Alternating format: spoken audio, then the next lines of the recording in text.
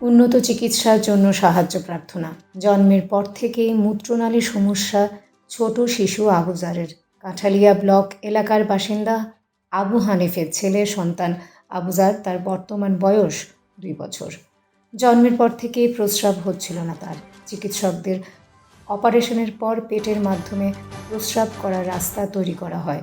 তখন ডাক্তার বলেছিলেন 2 বছর পর আবার অপারেশন করে সমস্যার সমাধান হবে।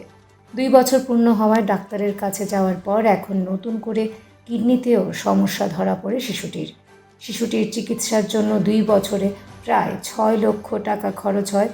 দাউধারানী মাদ্রাসায় কর্মরত বেসরকারি শিক্ষক পিতা আবু হানিফের।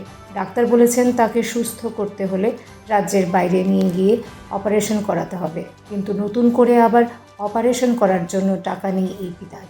আবারও আনুমানিক 6 লক্ষ টাকা প্রয়োজন ছিল চিকিৎসার জন্য। রাজ্যের মুখ্যমন্ত্রী সহ মানুষের কাছে সাহায্য চাইছেন শিক্ষক পিতা আবু হানিফ। নাম আবু হানিফ।